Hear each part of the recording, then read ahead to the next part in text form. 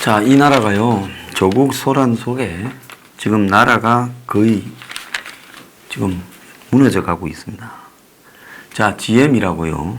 이 GM이라는 게 결국은 옛날에 대우 자동차를 이 GM 인수해서 GM 대우라고 이름을 붙이고 쉐보레라는 이름으로 그렇게 운영해 왔지요. 근데 차가 잘 안 팔렸어요. 그래서 이 GM 본사하고 산업은행이 8조를 투입해서 BC사에 있던 이 회사를 겨우 좀 숨을 쉬게 만들었는데 이 GM 노조가 지금 파업을 또 시작했습니다. 그래서 이 회사가 경력금을 1인당 1,650만 원을 달라 성과급 그렇게 하고 경력금을 요구하면서 파업을 했습니다. 지금 GM의 군산 공장을 문을 닫는 걸 보고도 그것뿐만 아니라 지금 그래서 옛날에 삼성자동차를 인수한 르노 삼성에서도 지금 이 생산량을 감축하면서 파업 투쟁이 지금 벌어지고 있지요. 자, 그래서 지금 전 세계적으로 이 자동차들이 잘 안 팔립니다. 세단 같은 경우에는 특히 잘 안 팔리고요.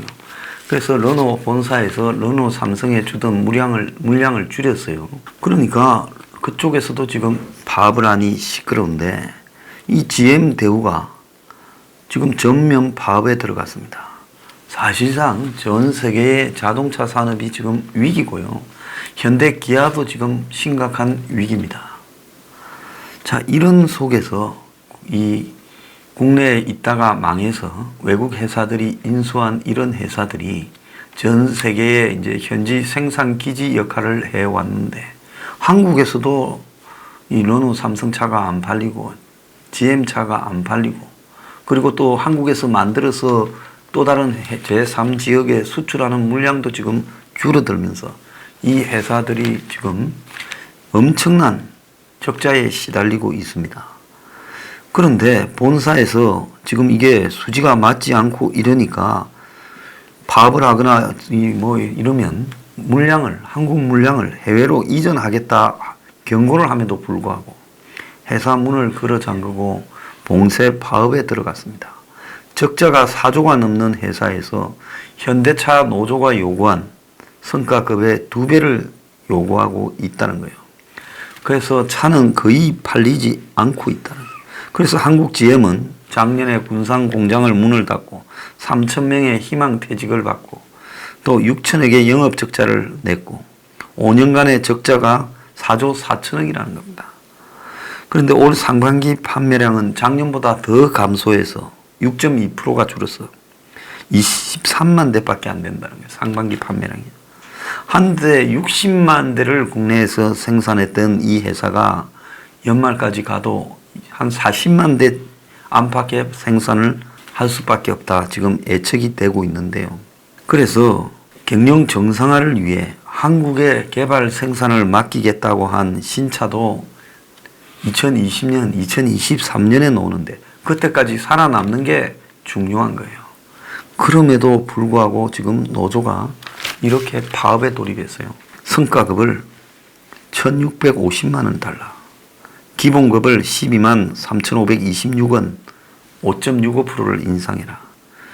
그러니까 추석까지 회사가 답을 하지 않으면 무기한 파업에 들어간다.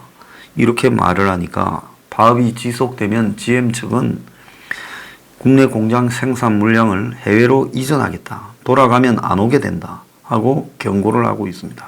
메인 공장이 부평 공장하고 창원 공장인데 여기가 지금 주 파업을 하고 있으니 그래서 이런 주 공장이 조업률, 가동률이 50% 미만이 되면 지금 올해도 또 엄청난 적자가 될 거고 결국은 구조조정을 할 수밖에 없다. 이렇게 통보를 하고 있어요. 독일차 화재 사고만큼 심각한 게 지금 한국차는 노사 갈등이 문제다. 지금 이렇게 나오고 있어요.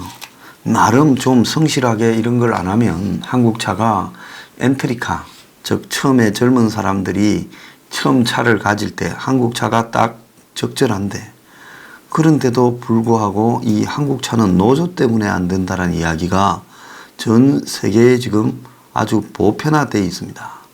그래서 한국차 전체에 지금 위기가 닥치고 있다라는 말이 파다한데요. 이런 짓거리를 지금 하고 있습니다. 지금 르노는 이 다음 달에 닛산 르노 그 로고 위탁 생산이 종료된다고 합니다. 그래서 한국에 맡겨서 생산을 하던 일본의 그 닛산 차들이 이제 이 생산이 종료된다는 거예요. 그래서 르노도 지금 라인을 줄여야 되고 인원이 한 400명 정도를 구조 조정할 거라는데 노조가 반대를 하고 있습니다. 근데 르노 삼성의 지금 상황은 국내 부분으로 보자면 이 GM보다도 훨씬 안 좋죠. 자, 그래서 언제까지 GM과 르노가 한국에서 차를 생산하겠느냐 지금 의문이 나오고 있는데 노조만 세상 모른 채 저짓을 하고 있습니다. 세계가 사실상 지금 세단 차가 거의 종말을 향해서 가고 있다는데요. 한국만 저렇게 간 큰 짓을 지금 하고 있습니다. 자, 지금 어제요.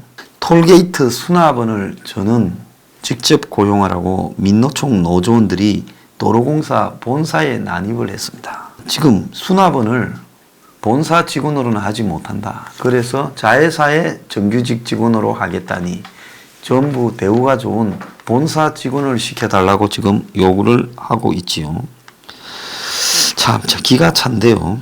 도로 수납원들이 도로공사가 직접 고용해라 그러면서 지금 톨게이트에서 시위 농성 중인데 이 도로공사 측은 요금 수납은 1,400명 중에 300명만 본사 또는 자회사 지원으로 고용하겠다 하니까 나머지 요금 수납은 1,100명이 자, 지금 시위를 하고 있는 겁니다. 대부분이 지금 도로공사가 외주 용역업체 소속 톨게이트 요금 수납원을 직접 고용해야 된다. 이렇게 말을 하니까 여기에 이제 745명이 소송에 참가했어요. 도로공사 측에 따르면 이중 자회사 정규직으로 전환하는데 동의하지 않고 직접 고용을 요구하는 사람이 296명이라는 거예요. 그래서 이들과 판결 당시에는 계약 종료 등으로 요금 수납원이 아니었던 203명까지 포함해서 최대한 한 500명 미만으로 이렇게 고용해 주겠다. 자, 이렇게 하면서 본사 직원으로 채용할 경우에는 요금 수납 업무 대신에 버스 정류장, 졸음 심토, 고속도로 구간 등을 환경 정비하는 역할을 마치겠다. 그리고 요금 수납을 계속하기를 바라는 사람은 자회사로 전환한다 했어요.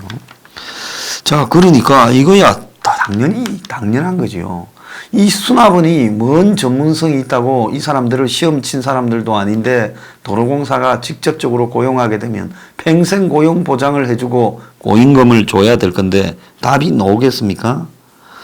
자, 그런데 1,100명이 자기들은 배제됐다고 해서 시위를 하다가 지금 이 민노총 소속 요금 수납은 200명이요. 본사 김천에 있는 본사 건물에 가서 화분을 깨고 건물 안쪽으로 진입하고 이러면서 시설물 파괴를 하고 20층의 사장실로 올라가려다가 어제 난리가 나버린 겁니다. 그런데 민노총이 이 짓을 하면요. 절대로 경찰이 개입하지 않습니다. 자, 기가 찬 이야기입니다. 조국 감사기 때문에 한겨레 이어 KBS까지 내부가 시끄러워졌습니다. 자, 한겨레 같은 경우에는 7년차 이하 기자 31명이 조국 기사 원고가 출고된 뒤에 그거를 편집국에서 뺐다고 난리가 나고 지금 어제는 중견 기자들까지 성명 발표가 있었습니다. 자, 어제 성명 내용에 보면 의용 언론으로 조롱받고 있다. 자, 이렇게 중견급 기자들이 한겨레 위기 극복을 위한 전사원 토론회를 앞두고 문재인 정권에서 한겨레 칼날이 묻어졌으며 편집국장을 비롯한 국장단의 엄중한 책임이 있다. 토론회에서 적당히 답하고 문제를 봉합하려고 하지 마라. 이렇게 말을 했습니다. 자, 며칠 전에 51명이 편집국장단 이하 국장단은 사퇴라고 지금 대자보를 다시 문서 안에 붙였어요. 9일에는 중견 기자들이 이들을 지지한다고 했습니다. 한겨레 법조팀 소속 강희철 기자는요, 강희철의 법조 외전이라는 코너를 담당하고 있는데 지난 5일 우병우 데자부 조국 문 정부 5년 사이에 어떻게 기억될까 하면서 우병우를 비유해서 조국의 한 행동을 쭉 썼습니다. 우병우를 감싸다가 몰락한 박근혜 정권을 상기시키는 그런 기사였지요. 그런데 4시 15분에 인터넷에 기사가 나갔는데 4분 후에 이 기사를 삭제하고 데스크가 강 기자에게 이 시기에 나갈 기사가 아니다 무한 보류를 하며 한겨레와 논조가 맞지 않다 해서요. 그러니까 지금 6일날 기자들이 들고 일어나고 9일날 이제 언론노조 한겨레 지부가 대토론회를 편집국에서 한다고 했습니다. 그리고는 이 중견 기자 7명이 끝이 아닌 시작이어야 된다 하며 문 정권 들어서 우리 회사가 이래 됐어야 되겠느냐며 성명을 발표했습니다. 현장의 한겨레 기자들은 의용 언론이라는 조롱까지 받으며 지금 일하고 있다. 그래서 편집국장이 지금 다 답을 해봐라. 그래 적당히 봉합하려고 해서는 안 된다며 편집국장단이 사퇴하고 그리고 문재인 정부 출범 뒤 검증팀을 꾸리지 않은 이유를 편집국 구성원에게 상세히 설명해라. 그리고 편집회의 내용을 공개하라. 이런 이야기를 했습니다. 자, 한겨레에 이어 KBS도요. 조국 검증에 대한 보도국 간부들의 지나친 간섭 때문에 난리가 났습니다. 자, KBS에서는 지난 3일 방송된 시사기획창 조국으로 조국을 보다라는 그런 기사 제작 과정에서요. 조국의 과거 발언 중 일부가 삭제되고 이에 대한 반발로 기자들이 제작진 명단에서 스스로 이름을 뺐다는 겁니다. KBS 노조는 9일 발표한 조국 내로남불 발언 왜 삭제했나 하는 성명에서 자녀 특혜, 웅동학원 채무 멘탈, 사모펀드 투자 의혹 등 조국 후보 관련 내용을 방송하며 과도한 데스킹에 불만을 가진 취재 기자들이 반발하며 프로그램에 이름을 올리는 것을 거부했다. 제작진은 성찰하는 진보라는 이 조국의 책에서 찾아낸 아이비리그가 경제적 약자에 장학금을 주는 이유를 고민해 봐야 된다는 등 조국의 내로남불 관련 발언 12개를 발췌했는데 데스크가 그중에 5개를 삭제하고 7개로 줄였다는 겁니다. 그래서 KBS 노조가 양성동 사장과 보도본부장은 시사기획창 조국 발언 발췌문 삭제 전말과 이유를 밝히라고 지금 이야기를 하고 있고요. 지금 KBS의 저널리즘 토크쇼 J라는데 이게 정말 악질 프로죠. 여기에서는 2주 연속으로 조국 감사기 방송을 보냈고 그리고 8일 방송된 조국 간담회 언론과 정치 사이라는 코너에서는 대다수 신문이 의혹이 제대로 해소되지 않았다고 보도한 것과는 달리 조국의 셀프 간담회가 국민 의혹을 일정 부분 해소했다라고 주장하고 거기에 이 패널로 나오는 팟캐스트 하던 최욱이라는 사람은 포탈 실시간 검색 상위권에 조국 힘내서요 등 검색어 띄우기가 벌어지는 것에 대해 단결된 힘의 결과다.